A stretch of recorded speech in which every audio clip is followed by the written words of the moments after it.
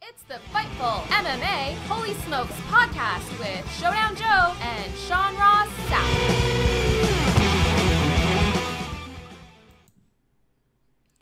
Well, kind of. It's the Holy Smokes MMA podcast with Sean Ross Sapp. Joe is still recovering from Japan a little bit. What's up, you guys? I want to thank you for joining me today. Holy Smokes MMA podcast. It is December 2nd. We got a lot to talk about, from UFC Fallout to Rizin events to a quiet week, but not a quiet week at Fightful.com because we have you covered with big MMA events. I know I'm coming a little early, but since Joe couldn't do the show, I looked at my schedule. I was like, you know what? I could get this done at 1 p.m. And those who want to watch it at 3 p.m. can still chime in. They can still, of course, share their thoughts on our comment board, all that good stuff. We have everything you want in a pro wrestling, MMA, and boxing website over at Fightful.com. We are the leader in crossover sports coverage. Like, it's just pretty cool how we're able to get so much of this stuff. And like you're going to hear it today, Stipe Miocic talking about pro wrestling, maybe getting involved in that. James Lynch gets us great interviews, and you're going to see more of those on the Holy Smokes MMA podcast. A little change for this month at least. I'll be flying solo on the post shows. It's just a little bit of a change we're going to make. I may pick up a co-host, things like that. Joe has some other things taking off, so definitely look forward to having him back next Tuesday as he's good and recovered from Japan, because, man, they had a couple of big events over there at Rizin this weekend. Of course, we had the results up on Fightful.com. You see Kyoji Horiguchi, like, how in the world did the UFC let this guy go? I look at Horiguchi and like, originally when I heard that he was moving over to Rizin, I was like, wow, they must have just made a big offer for a somewhat local guy. You know, he's a Japanese guy, and he's not well known, but over there, they're more accepting of smaller fighters. I know that Kid Yamamoto was a big deal for a long time. Takanori Gomi was a big deal for a long time. In America, it's a little more of an uphill battle, but when he left the UFC, he had a title shot. He was coming off of a 3-fight winning streak. He was 7-1 in the company. He was like 18-2 overall. Well, he's been over to Japan, and he is not disappointed. He won 2 fights earlier in 2017, then won all 3 fights in the bantamweight, Grand Prix, quarter, semi, and finals. He is just a guy that, like, I can't believe the UFC didn't want to keep. When they let him go, he was 26 years old. He's 27 now. 5 fights this year, so he has plenty of gas. 23-2. Now, did he do much against Demetrius Johnson? No, but not a lot of people are. So what's wrong with that? He just seems like the type of guy that the UFC would want to keep, especially if you're going to run shows in Japan. But Rizin jumped on it. I would not doubt that he ends up getting a UFC offer in the future, but I know that he made a lot of money this weekend for those 3 fights, as he should have, because he won that first fight against Gabriel Oliveira in the first round. He went to the 3rd round against Manuel Cape, and then he went to the 2nd round barely in that final. But Kyoji Horiguchi was a guy that I was looking at in 2013, and I was like, okay, he'll probably challenge Demetrius Mighty Mouse Johnson in a couple of years for a title, and he did. I was fortunate enough to watch him fight Daryl Montague in Cincinnati in 2014, and it was actually his flyweight debut. He made his name as a bantamweight. So when he came in, like, we all knew he was a bantamweight, but we also knew that he was going to drop down the flyweight as well. Like, that had kind of been known. But he's moved back up to bantamweight, at least in Japan, and has performed exceedingly well. There's also the Gabby Garcia situation. That woman showed up 26 pounds overweight. Gabby Garcia in MMA fights is a farce. I don't know. I get it. She's an excellent grappler. There's all that. But, you know, I'm not that interested in watching her beat up pro wrestlers, especially when they're like 50 years old. Didn't Katya Kavaleva want to fight her, and Garcia didn't want anything to do with it? Maybe I'm misremembering. I don't know. But I'm pretty sure Kavaleva, who is closer to her size, wanted a little something to do with her, and just it didn't work out. I mean, you saw Lady Tapa find a little bit of success against her on the feet, and it didn't last long. But it's just, man, that's a farce. Trying to get fights for her is a farce. Get off the juice. Come on. It's not even fun anymore. Mirko CroCop defeated TK in a minute. And Mirko CroCop, he is a novelty act, but I love him, man. He's 43 years old. He'll probably fight next year. We have an exclusive up on Fightful.com from Showdown Joe with Mirko CroCop because, Fightful.com brings you the goods. Who else had that this weekend? Mirko CroCop and Frank Trigg talked to, Showdown Joe and Frank Trigg talked to Mirko CroCop, who said that, he had thought about hanging it up, but doesn't see it happening now. He wants to fight Fedor. Now, if that means that he's going to do it in Rizin, where he's had his last 5 fights, or, which I should say last 5 fights, but 4 of those were last year. Or is it something that he's going to just do that in Bellator? I'm sure Bellator would love to have him, but they couldn't run it anywhere in America. You saw what Mirko CroCop looked like. We're not going to beat around the bush. A lot of these guys were on some stuff. They were juiced up. But, you look at Mirko CroCop, and whether he's juiced or not, you're going to lose a fight here and there. But since he's left the UFC for the first time, or the second time in 2011, I think it was, he's something like 16-2 in combat sports across kickboxing and MMA. That's unbelievable. That's unbelievable. For a guy that age to not at least get caught a couple more times. Now, you could say a lot about that K1 World Grand Prix, and maybe he didn't deserve to win it. He went to majority decision with Remy Bojanski, and Alexei Oleinik tapped him out, but Alexei Oleinik's a top 15 heavyweight fighter in the UFC, I believe, so that's worth looking at. I want to see Colby Thompson fight Mirko CroCop, and here's why. There's a title that a lot of you all might not know about, and this will tie into the pro wrestling MMA crossover. The IGF Championship was a Inoki Genome Federation Championship. It's been held by Jerome Labanner, Fujita, Ishii, Satoshi Ishii, Mirko CroCop, and now Colby Thompson. CroCop was stripped of the title when he signed with the UFC, and then Colby Thompson won it in 2015, but Colby Thompson hasn't defended it in a couple of years. It's kind of like a hybrid MMA pro wrestling title, and in Japan that works out great because a lot of the guys that are fighting also work and do pro wrestling. We've seen it with dozens, if not 100 different guys. I think that Mirko CroCop should fight Colby Thompson for that title, and I think that needs to be defended in some pro wrestling matches. I think the idea of having a working and a shooting champion is just really, really cool. It's an awesome dynamic you can do, and in Japan you can get away with it. You can, if you got a guy, an MMA fighter, who wins the title and you don't want him to, you can get the title off of him somehow. Either beat him in the ring or beat him in the cage. I think that's just a cool concept. By the way, talking about beating them in the ring, I hate the ring as it pertains to MMA. So much of my MMA training was in a boxing ring and on mats. Now, the Iron Fist Gym in Maysville, Kentucky, where I did my training, where the Kraken Fight team resides at, we have a cage there now. We have a cage in a matted area. We've done away with the boxing ring, which is also where I took my pro wrestling bumps at. Not a lot of fun. But it was a pain a lot of times.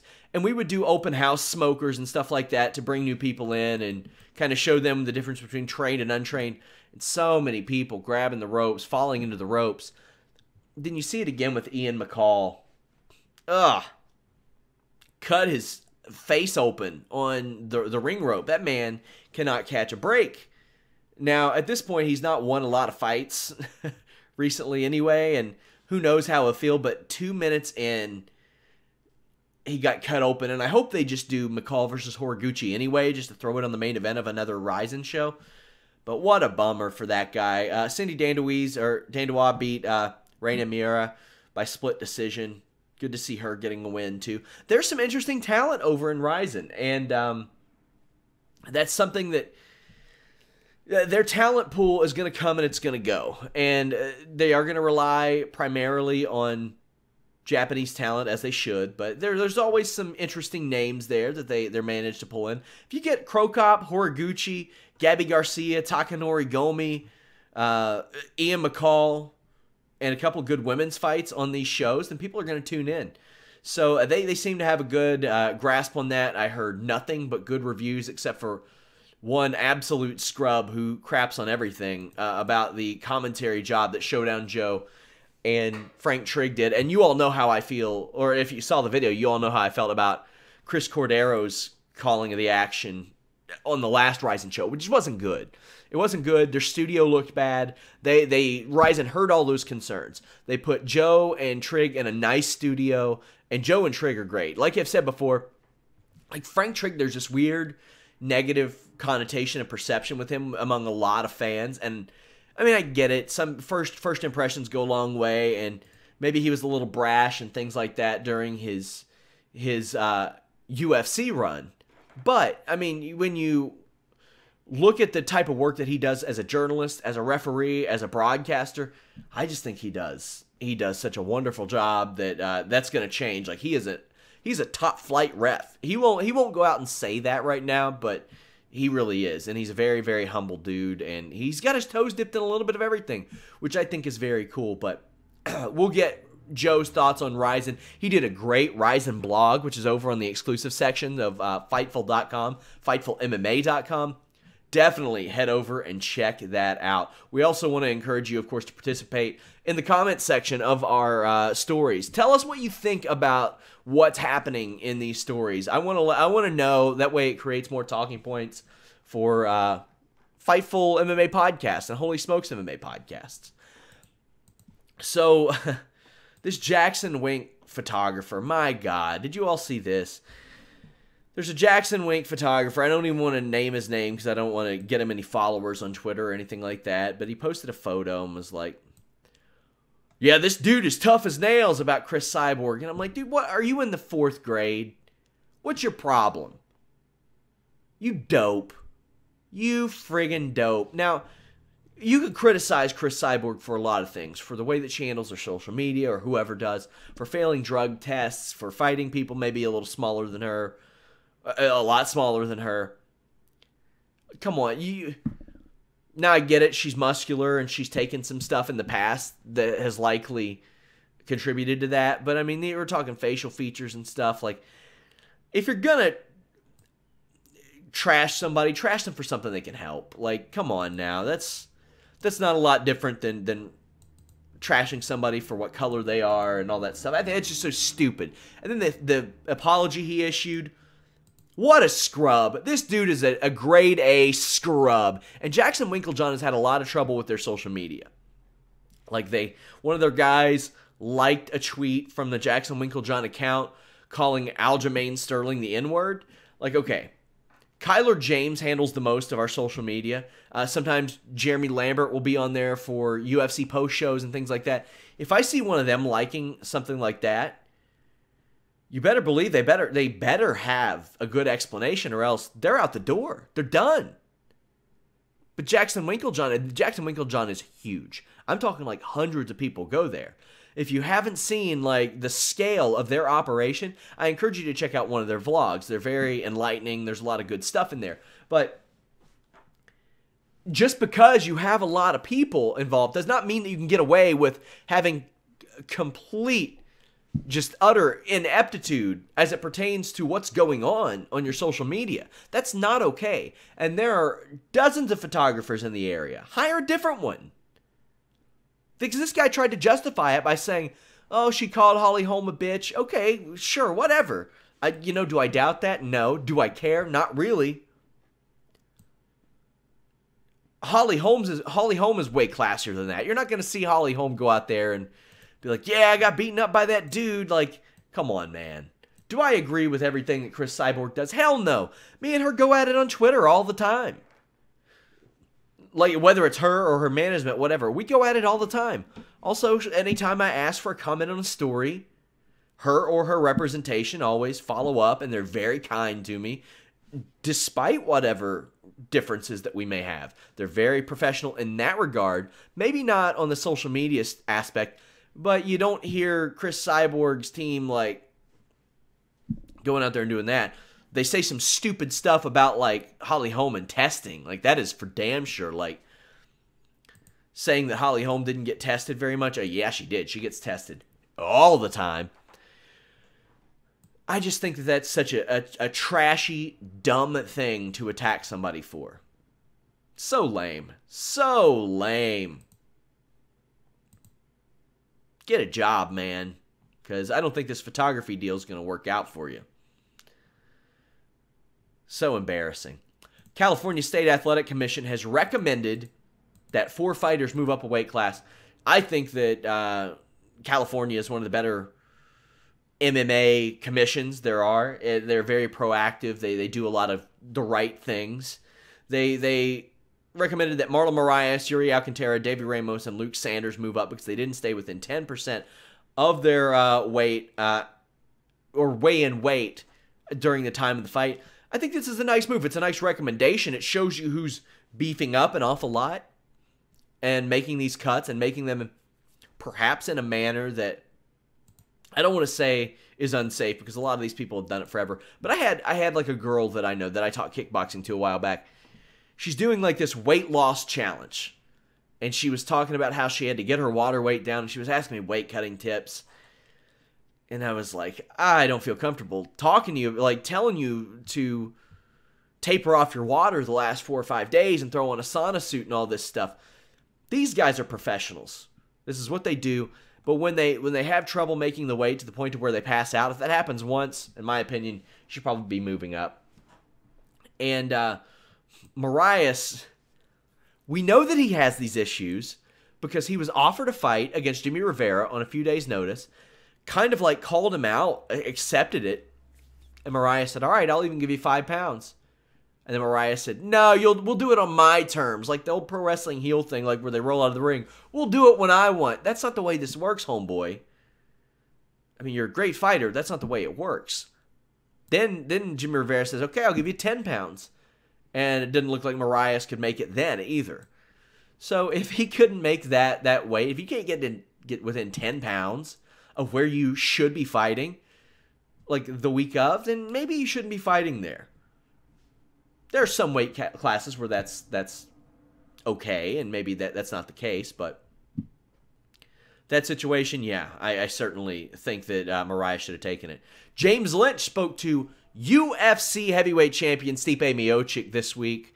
We got the full interview up on Fightful.com. We have a story that released today. Stipe Miocic did not know anything about a potential John Jones fight, contrary to rumor. And he spoke to James Lynch a little bit about pro wrestling. Take a listen. Now, if you get a win here, I mean, there really isn't many challengers out there outside of this. Do you feel like this will cement you finally as the greatest heavyweight fighter in the UFC that's ever graced the octagon? Yeah, I don't know. I don't care about that stuff, man. I just like winning. You know what I mean? You know, it's people's opinion anyway, so it doesn't really matter what my opinion means. I'm just here to win and just keep winning, and you know, people can say what they want to say about it. I really don't care, but they can't deny me breaking the record. Yeah, no, I agree with that. Do you feel like you're ever going to fight Cain Velasquez? Because that seems like the only opponent left if you do get past Ngannou coming up here on January 20th. Good question. I don't know. You know, maybe not. It depends if he gets healthy. I hope he does. You know, he's a super nice guy. I met him actually in Edmonton. Super nice guy. We did a few things together. But yeah, I mean, hopefully he gets better and we'll see what happens. You know, right now all I care about is January 20th. Yeah, absolutely. Are you disappointed at all that, you know, this is a great card in Boston, but they haven't done a big card in Ohio? Is that something you're going to ask for after this, you know, get another hometown fight? Who knows? Just right now, that's all I care about is Boston. You know me, I don't look ahead. You know, I know some of these other guys like to look ahead. I don't look ahead. I got one task at hand, and that's January 20th, taking out Francis Ngannou. Is there ever any thoughts of you know, ever going into pro wrestling? I know you don't strike me as a big pro wrestling fan, but we've seen, you know, Ronda Rousey make that transition. You know, after your career is done, is that something that would interest you at all? Oh yeah, man, money's money. I'll do it. I don't care. I'll get a persona. Okay. What would be your gimmick? Would you be like a, you know, a proud, like, the nice guy? Yeah, the nice guy. Okay, so you'd be like a baby face is what they call. Yeah, no, we'll see. I don't know. I mean, I would listen. I'll do whatever, man. I can act. You know, I'll put on a good show. Do you follow pro wrestling at all, or were you more of a fan when you were growing up? I was a fan when I was growing up. Actually, my friends, you know, that are my age are like diehard. So actually, we have 2 guys from my area are from the Miz and Dolph Ziggler. Yeah, that's right. They're both from my area. Yeah, actually, one of my real good friends, a good friend of mine, is actually best friends with the Miz. So it's kind of funny. So, have you ever met the Miz at all? I think I met him one time. I see his father all the time, actually. I've seen randomly. I always see his father all the time. We're always talking. You know, like when I see him, I've seen him at the casino a couple of times. You know, at restaurants, it's funny, but he talks about us all the time. You know, a lot of people talk good about him. That's excellent. Yeah, you got to keep tabs on the the guys from your area. You know, you guys are proud. You got to stick together, right? So. Totally, 100%, man. Get me in. Yeah, for sure. I know you also mentioned about possibly doing boxing. Doing something with Anthony Joshua, because again, the price tag on that's pretty good. Is that something that still interests you at all? Oh, 100%. Well, yeah, definitely. I mean, I would love that opportunity to fight him. You know, I think put my skills and just like McCall did, I think it'd be an amazing opportunity. So we'll see though. But right now, like I said, I'm worried about January 20th and taking on Francis, which I will. What about coaching the Ultimate Fighter? Is that something that would interest you at all? Yeah, I definitely would. I just don't know how I'd do it. I've never really coached before. I have coached, but I just didn't know how. I don't know how it all works out. You know, I got the opportunity definitely, but maybe I just got to see how it works out. Excellent. And my last question for you here, and again, I appreciate the time. When are you coming back to Canada? You know, I saw you in Toronto a couple of years ago. I know you got a few connections out there. Are you coming back anytime soon? Yeah, I'll probably be in Toronto here in the next couple months after the fight. I guarantee it. So I'll probably Mississauga. Okay, good stuff. That's good to hear. You heard it here first. Stipe, thanks for the time, and best luck in the fight. You too, man. Hey, man, Happy New Year, right? James Lynch bringing us the goods. Lately, he's had Stephen Wonderboy Thompson, who you'll hear in 2 segments in a bit. He's had Colby Covington. We've got pros picks for Doo-Ho Choi and Jeremy Stevens up on the YouTube right now. Lots of cool stuff coming from James Lynch. It's just unbelievable. He's taken a weight off of my shoulders trying to hunt down interviews all the time.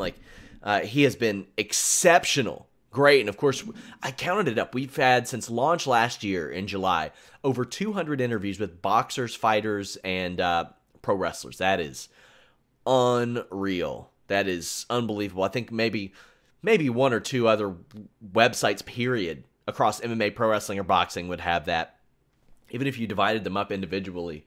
Maybe Ariel Helwani has that, and MMA Junkie, and that's really about it. But James Lynch has come through big time. He joined me on that UFC 219 post show, which you all can hear. And no event this weekend. No post show this weekend. That's wild, man. We don't get a lot of those on Fightful.com, where there's no big pro wrestling, MMA, or boxing events. But on Thursday there is that Wrestle Kingdom show, and I'm doing a podcast for that. Stipe Miocic in pro wrestling. See, here's the thing. He says he can act and things like that, but he does have he has the everyman charisma. Like when he won his title, he ran around and he's like, "I'm world heavyweight champion." You couldn't believe it. And he acted the same way when he was at the Indians game and cracked the home run in batting practice. He's such just a nice dude. It's hard to dislike a guy like that. So great catching up with Stipe Miocic. Zach McDonald says, Dan Lambert in Impact isn't good. I disagree. I've really liked Dan Lambert's stuff in Impact, and I like that they are in HD now.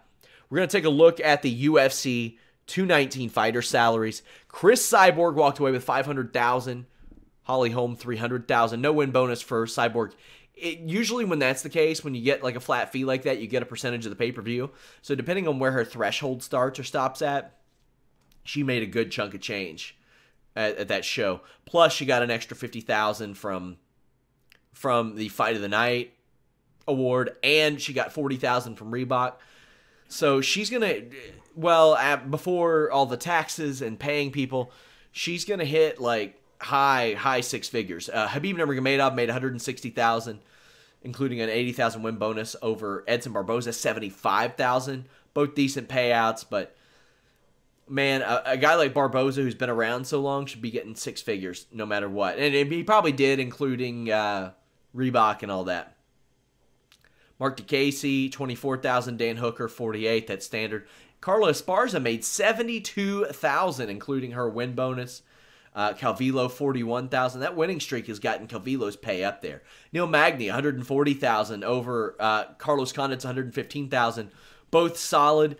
And then you got some on the main card, like Mark De La Rosa, that short notice fight, $12,000 because he lost. Tim Elliott, $56K because he won. That's why a guy like Tim Elliott wants to fight. That $56K, it's important. It changes your life.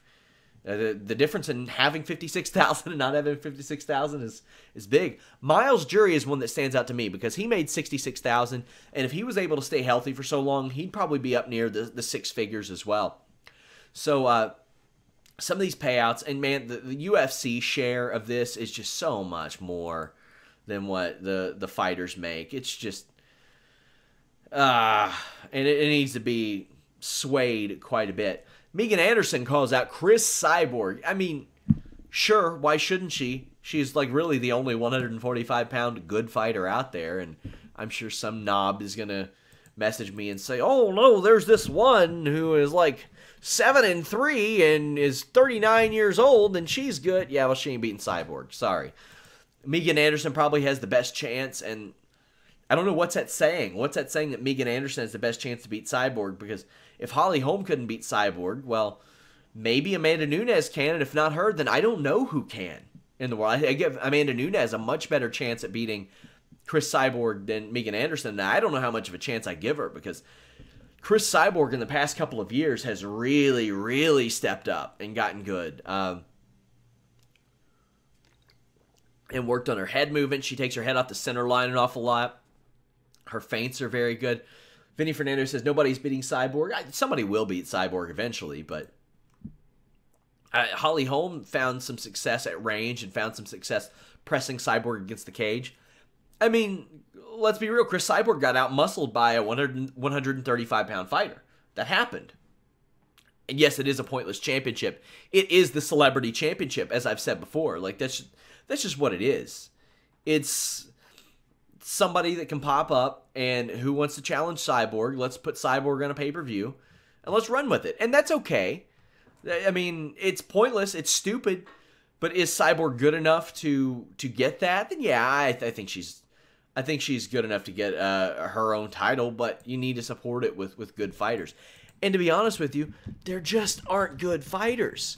I'm going to take a look at the Fight Matrix rankings and see like who they have in this women's featherweight division, because it's slim pickings. And even beyond slim pickings, Bellator has the division. Bellator's women's featherweight division is probably better than UFC's, and you know there's nobody in it. But Julia Budd, do I think Julia Budd could beat Cyborg? No, I don't. Jermaine Durandamy, we'll never know. She won't take that fight. She may never fight again. Who knows? Gabrielle Holloway, she ain't beating her. She's 6-5. She's not okay. A 6-5 woman is ranked number 6 in Fight Matrix, which does like a metric ranking, like a statistical ranking. Holly Holm's included in these rankings. Jermaine Durandamy's included in these rankings. So really, you got Gabrielle Holloway as a top 5 featherweight in the world based on these rankings. Arlene Blankout, she just lost. Cindy's not beating Cyborg. Who do you have? Who is the Josette Cotton? I don't even know why she's ranked. She doesn't make the weight. She ain't ever making 145. Get her all the way the hell out of there. Talita Nogueira, she's 32 years old. She is probably a finished product at this point. 32 years old, 7-0, maybe. Charmaine Tweet already got beaten. Alexis Dufresne, she ain't making weight. Get her the hell out of there. There is nobody. Nobody. Get Becky Lynch in there. She probably stands as good of a chance as any of these girls at this point. Sad. There just isn't anybody. And that's not Cyborg's fault. Like, I'm not criticizing Cyborg for it. There's just nobody else. Cyborg did say she wanted Megan Anderson because she's 145 pounds and she wants the division to grow, but the division ain't growing. There aren't a ton of women right now that when they cut down are a peak performing 145 pounds. It's just unfortunately not the way a lot of women by and large are built, and it's not her fault. It's a shame. Mackenzie Dern faces Ashley Yoder at UFC 222. We've had a couple of interviews with Mackenzie Dern on Fightful.com, and it's somebody that like Steve Muehlhausen and James Lynch talked to, and I was always like, yep, do this interview, because they would ask me, they'd be like, well, she's not in the UFC, and by and large, that's like what our threshold is, either a big name outside of the UFC or in Bellator or UFC or a top name in PFL, whatever the hell they're called. Mackenzie Dern turns 25 in March. She is 5-0. She's fought in Legacy, LFA, and Invicta. Missed weight a couple times, trying to get to like 115, but she fought at flyweight in October, returned to strawweight in December. Now there's a flyweight division in the UFC. So it's probably the right move for the UFC to pick her up now. It's a move that everybody knew was going to happen. Everybody knew that Mackenzie Dern was going to end up in the UFC. She is a world-class grappler. I mean, like, top-level grappler. Got to watch out for her, anything she does on the ground. She has great spirit, great heart, but we knew it was coming, just didn't know when. And they waited till 2018, so yeah, sure, I'll have to see what it says a women's strawweight division fight on our article report that David Tease did for it. Sorry. So strawweight, if that doesn't work out for her, she can bump up to flyweight, and she'll be probably in the conversation already. She's got a lot of improving to do, though. So she is definitely one that people need to watch out for. Spoke to Stephen Wonderboy Thompson, James Lynch rather. That interview up on Fightful.com. We'll have several stories from it. Take a listen about what Stephen Wonderboy Thompson had to say about his immediate future and the welterweight division. You know, we just before your fight, there was Colby Covington defeating Demian Maia. Did you see that fight? And if so, what were your thoughts on Colby's performance in that? I did, man. Colby Covington did work, man. I mean, he fought a really tough Demian Maia. Do I think it was the best Demian Maia? No, I don't. You know, in the first round, Demian Maia was putting his hands on him. He was taking it to Colby Covington, you know, hitting him with some good good hand strikes. But then, and it felt like after that round, Demian just died. Well, you know, Damian's not a striker; he's a grappler. And I think in that first round, he felt like he should have gone out there and I don't know, tried to prove something and knock him out. But when it didn't work, he got exhausted. And Colby Covington just took over, man. He just dominated Demian Maia. And so he's ranked number 3 now, and he's talking a lot of trash to just about everybody who walks in his path. Yeah, what are your thoughts on that? Because, you know, you're a pretty polite guy. I'd say you're almost the opposite of Colby Covington. You're a very polite guy. I mean, anyone that's talked to you, interviewed you, whatever, knows, you know, just how much of a nice guy you are. And we've got a guy in Colby who, you know, he's trying to sell himself, but he's been pretty disrespectful. What are your sort of your thoughts on that? Yeah, man, I really don't know what he's going for. He is talking a lot of trash, and not just to his opponents, but to a whole nation. You know, I mean, to all the Brazilians, everybody in Brazil, period, which is, I think, very disrespectful. You're not going to win fans over that way. But, you know, you got guys out there who people, they love to watch you, and people, they love to hate you. So I don't know if he's kind of going for that I guess that part of it. But, yeah, man, there's a lot of guys I want to see him fall. But he is a tough guy, very, very strong wrestler. Very good MMA fighter. So, you know what? I'm preparing myself for any one of those guys in the top 10 and looking at them very closely. Tonight, you know, we've got, you know, Carlos Condit making his comeback, you know, fighting Neil Magny. So I'm going to be watching that fight very closely as well. Yeah, and the other big fight that happened was on that UFC on Fox 26 card, Rafael dos Anjos, Robbie Lawler. I know I talked to you about that fight, and you know, like a lot of people, you thought Robbie was going to win. I did as well, and Rafael went out there and dominated him. What were your thoughts on Rafael's performance, you know, getting the win there? I thought he did a great job. You know, going into that third round, or at the end of that third round, I knew something wasn't right with Robbie Lawler. I don't know if he tore any ligaments in his left leg, but I know after the fight he said his leg, or during one of the rounds, he went back to his corner and said his leg was done. And you can kind of tell he tried to throw his left hand, but he just couldn't plant. It would give way, and you can kind of see him back to the cage. So I think that had a lot to do with it. I think after watching the fight, it kind of looked like his game plan was to the earlier rounds take a lot out of dos Anjos just by letting him work, letting RDA just kind of burn himself out and really try and put on that pressure in the later rounds. But him injuring his knee, it didn't help with that at all. You know, it prevented him from doing that. So he's a tough guy. Oh my gosh. Take some of the shots that he took. Not only that, but his right leg was beat up.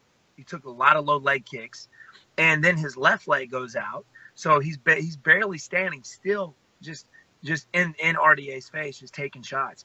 RDA, I felt, of course, trying to hard to take your own advice here, but something I should have done in the last Tyron fight. But when you see somebody injured like that, I figured that RDA would have gone out there and tried to go for the knockout.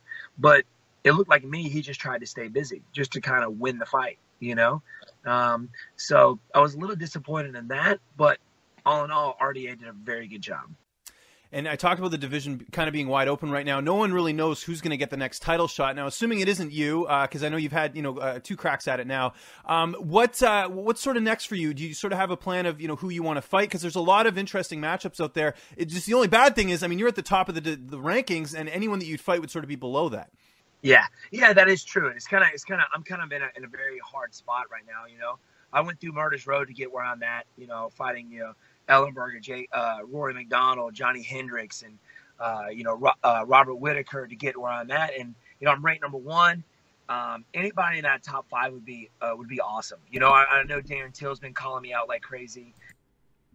We've had Kamaru Usman on the show multiple times, and he would often say things like, "A lot of these welterweights won't speak my name, and they just won't mention him in the conversation. He's a 29-year-old, really successful welterweight." It's not like he doesn't deserve the conversation. He is 6-0 in the UFC. He is 8-0 if you count his Ultimate Fighter fights. He's lost 1 fight, and that was like 4 or 5 years ago against a guy that he would just drop now. And Kamaru Usman wants those big fights. He's ranked number 10 in the division. Finally, a guy brings him up. Stephen Wonderboy Thompson mentions his name in the set of interviews that we did, and it makes me want to talk about this this welterweight division. You heard him talk about Wonderboy talk about Colby Covington. Man, that's one that's emerged. Rafael Dos Anjos, even though he's been a champion and he's in his 30s, he has emerged in this division. Darren Till emerged in this division. Ponzinibbio emerged in this division. Kamaru Usman, Mike Perry to a much lesser degree, but he has good fights. This welterweight division has just been reinvigorated. Because a few years ago, it seemed like just drawn out, depleted, in rough shape. Even when you have a Stephen Wonderboy Thompson fighting Tyron Woodley a couple of times in a row, man, that can be tough. That puts a lot of stuff on hold. But this division, I feel like it needed that. It almost needed that pause just for a little bit. Because Tyron Woodley was really active, and he was knocking people off and beating people. And he's given it a little bit of a breather. And he says he's going to come back by the end of April. I think that having shoulder surgery in mid to late December and expecting to be in a world championship fight at the end of April is remarkably optimistic at best. I would be shocked if we saw him before International Fight Week personally, but I know that he really badly does not want an interim title. So you look at all these people in this division. You look at Robbie Lawler, Colby Covington thinks he's done. I don't know if he's going to compete in this top 5. Demian Maia, his time's coming. Stephen Wonderboy Thompson is no spring chicken. He's a Wonder Man Thompson at this point. He's 35 years old. Neil Magny is that division's ultimate gatekeeper. He is just keeping anybody out that doesn't belong there. Like they're getting picked off. So Carlos Condit was sent packing back to number 12 in the division now. I'll take a look at these rankings updates in a moment. Donald Cerrone is going to stick around in this division, contrary to what he said. But now you finally hear in this interview Wonderboy Thompson talking about Kamaru Usman. Kamaru Usman is now in the conversation. Do I agree with Wonderboy saying that, Till hasn't beaten anybody? Well, come on, man. Come on, man. You don't do it like that. He's a number 7 ranked guy. And, Thompson has beaten Hendricks and McDonald and Ellenberger and Whitaker even. Like, he's beaten a lot of guys that have names, but, like, what if these guys said, well, who has he beaten before? You got to give a guy a chance, and Darren Till has some buzz about him. This welterweight division has some buzz about him. Here is Wonderboy kind of finishing up talking about this great welterweight division. What are your thoughts on that matchup? Because, Till did look pretty good against Cowboy Cerrone, but, maybe he doesn't have the wins to earn a matchup with you. I don't know. What are your thoughts on that matchup? Well, to me, he's had one guy that he's fought in the division that pretty much has a name, which is Cerrone. But the 2 fights that he had before that, Cerrone got knocked out, and he lost to a decision by Lawless. He was on two fight losing streak before he fought Darren Till. So, it's like, come on. I mean, I know he's a very exciting fighter. Everybody from Europe wants me to fight him. I'm getting a lot of guys, fight Darren Till, like everybody in London, because they got the fight there. But it just doesn't make sense, really, for that to happen. Anybody in the top 5, if it's Colby Covington, who's ranked number 4 right now? I'm not really sure. Is it? I don't know. I believe it's Lawler now. Or sorry, yeah, I think Lawler. Even though he lost, I think he's still at the number 4 spot. But I imagine that's not a fight you'd want because he's coming off a loss, right? Yeah, I mean, well, anybody in the top 5, I know I'm not going to get that next title shot yet. I know RDA is going to get it. I really wanted to fight him before that. After beating Johnny Hendricks, I still had to beat the number 1 guy. I wanted to be that top guy before I wanted to step out there and fight for the title. I'm still ranked number 1. So, if that fight does happen, I'm going to try and get it. Not really sure how long. I know Tyron said he's going to try and fight at the beginning of 2018. But we'll see. I'm not really sure. Well, he just had surgery, so I don't know if he's going to fight that early. Is that what you're hearing? Yeah, that's what I'm hearing. Yeah, so I'm hearing that he had surgery. So not really sure how long he's going to be out. So I mean, is RDA going to want to wait that long? Does he want to get another fight in? Is he going to want to try and solidify that number 1 spot? If so, I'm here, baby. Let's do it. But yeah, I mean, from the looks of it, it looks like RDA will get that next title shot. But I'm not giving up on it. I'm still going to try and make some noise and try and make that fight happen. Robbie Lawler would be awesome. Like I've told you before, I've always wanted to fight Robbie. I've been a huge fan of him for years. And, watching him in the days to Strike Force and just knocking dudes out. I think it would be an awesome fight. I think it would be a fight that the fans want to see. I think it would be very exciting. But, I'm not really sure how long he's going to be out from his knee injury. He's been staying fairly quiet about it, to be honest with you. I'm not really sure exactly what happened or if he's even talked about it. But if you watch the fight, you can definitely tell there was a knee thing going on. So we'll see, man. We'll see. Well, another name I'll throw out to you, and he's got a fight coming up, is Kamaru Usman. He's fighting Emil Meek, and I know Usman's ranked a little bit lower, but he does have that undefeated record in the UFC. Is that a fight that interests you at all? Man, you know what, to be honest with you, definitely down the line, any of these guys I'll be facing, man.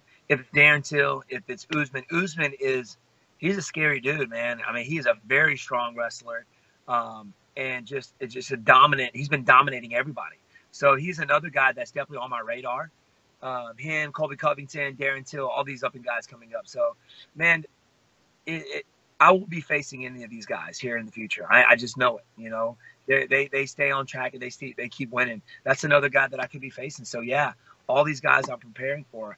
I'm working on my wrestling every day, my jiu-jitsu every day. Even though you don't see it, I'm constantly working on it. Everybody knows I'm a striker. I'm going to try and keep that fight standing. And plus, that's what the fans want to see. I believe it's more exciting that way.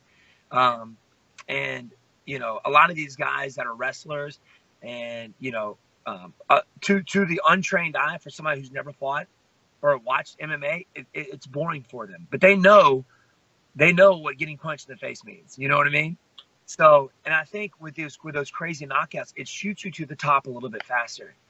So I'm going to try and keep that going, try and be as exciting as I can, try to use my karate style, but you never know, man. You may see a takedown from Stephen Wonderboy Thompson. Oh, there we go. So in 2018, that's never interesting. Know. What about for you though? Perfect scenario. Is there a particular card you want to fight on? Is there a particular time you want to fight next? Have you kind of figured that out yet?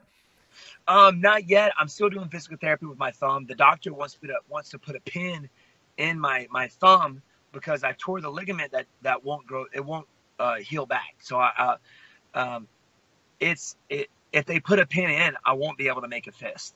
So what I'm doing is I'm doing physical therapy to see if that will help a lot. And to make it feel better, because I don't want to go in and have surgery to where I can't make a fist. So that might have to wait till after my fight career. So my left thumb, the one that broke, feels a lot better. It's the one with the torn ligament that's really giving me the problem right now. Making a fist or even grabbing a hold of somebody's wrist, it's pretty painful. It's subsided a little bit. It's gone down, so I'm able to do a little bit more work. So it really is on my physical therapist and on how it feels. So right now I'm working out, but I have to tape my thumb, completely to my hand in order to make a fist to do anything. So hopefully, I'm training constantly, but I want to, if I do have a fight coming up, maybe late March, I'm thinking That's just how I'm feeling right now. But in the next few weeks, if it starts feeling better, you never know. I may get out there a little sooner. We should have more from Stephen Thompson about pro wrestling, actually, on tomorrow's not Holy Smokes, List and Your Boy podcast. Also, Stipe Miocic talks about pro wrestling. You can see those interviews in full over at Fightful.com and our YouTube, youtube.com/Fightful. Make sure you all subscribe, thumbs up, all that stuff. I asked you all to submit questions. Somebody says a possibility of DC moving to heavyweight for his last fight. He said that he doesn't want to and can't believe that he ever did. What are the chances of Bones making heavyweight? Very good. I think he was headed that way had he not popped for the drug test. What are some prospects we should be watching? Curtis Blades, who we have an interview with, he is ranked number 9 in the heavyweight division. He's definitely one I think you all should be looking out for. I'll think of some more momentarily, but that's one at 26-year-old heavyweight I definitely think should be on your radar. Oh, somebody asks, who do I think champions are in each division in the UFC at the end of 2018? That's a great question. Featherweight champion, Chris Cyborg, obviously. Women's bantamweight champion, it's probably still going to be Nunes, honestly. Unless Jermaine Durandamy somehow works her way back into the good graces of the UFC, maybe she could beat her. I don't know. Flyweight, that is a great one. I'm going to say Joanna Jędrzejczyk, unless... See, I think Joanna Jędrzejczyk could be the strawweight champion. If she stays there, she might win the strawweight championship back. However, if she doesn't at flyweight, if she doesn't move to flyweight, then I think that Valentina Shevchenko is going to become the women's flyweight champion. Strawweight champion, I said it, I think it's Joanna Jędrzejczyk. Heavyweight, Francis Ngannou. He's the guy, he's ready. Light heavyweight. Man, okay. This is tough. Volkan could do it, but I don't know how effective his wrestling is. Daniel Cormier might still be this champion at the end of the year. It's rough. It's a rough go of it. Right now I'm leaning Cormier, and he might retire, so who knows? Middleweight, I think Rockhold probably. As much as I like Robert Whittaker, Luke Rockhold is really good. I presume he doesn't fight a lot these days. So, welterweight, I really think it's probably going to be... Oh, man. See, I think Darren Till will have done enough to get a title shot by December or January. But he might get he might get the Super Bowl weekend show 2019 title shot. But I think that he could become a champion. I don't think it'll be Woodley. I think Woodley gets beat this year unless he's hurt. I don't think Covington beats him. I think that Woodley can beat Covington, and I think he can beat Dos Anjos. But if he fights Dos Anjos before he's healthy, then Dos Anjos beats him. But I'll say this, not Tyron Woodley. Lightweight champion, Khabib Nurmagomedov. Without a doubt. Either Conor's defending or being stripped of the title this year. Featherweight championship. Max Holloway's going to retain that title. He's going to hold on to it. Bantamweight. I'm going to say either Jimmy Rivera or Marlon Moraes end up winning this. Whichever gets the title shot first. And then they eventually have a fight. But I think the Dillashaw, Garbrandt, Cruz carousel kind of ends at this point. Flyweight, it's Demetrius Johnson. Nobody's beaten him. Ever beaten him. Ridiculous. Given that Askren is hanging around UFC events to corner coach, you think he'll ever actually compete there? No. He wants an amount of money that the UFC is not willing to pay them, and for the audience that he brings in, I can't say that the UFC is wrong, but it depends on how you want your company portrayed. If you want them portrayed as the tip-top sports organization as it pertains to merit, then sure. If you want to draw eyeballs, I don't think Askren's going to do much of that. It's sad but true, and I don't think Askren does himself any favors. Not that he cares. I mean, he's got a good coaching job, and he made a lot of money for One or wherever he fought at, and he can come back and fight again as well. Guys, of course, follow me at Fightful MMA at Fightful Online, at Sean Ross Sapp. We have our Instagram up and going, at Fightful Online. I want to thank you guys for joining me. I went about it solo because Joe is just getting back from Japan, and he's not seen his kid in a while, so he's got to do the fatherly stuff. His kid's out there throwing bows on the playground, so he's got to do the extra work. We released a funniest Fightful wrestling moments of 2017 over on our YouTube. Go check that out. Spread the word. Let people know if there's something that you like about the show, something you don't like about this show. Let us know all about it. Next week we're gonna have pros picks for Doo-Ho Choi versus Jeremy Stevens. We're gonna preview that card as well. I'll be flying solo on the post shows for a little while, unless I find somebody that slides in naturally and stuff. But James Lynch will actually be at a wedding after UFC 222 and won't be able to join me. But just wanted to give you all a heads up. All these interviews can be seen on Fightful's YouTube, so make sure you subscribe. Guys, thank you so much. Until next time, we're out.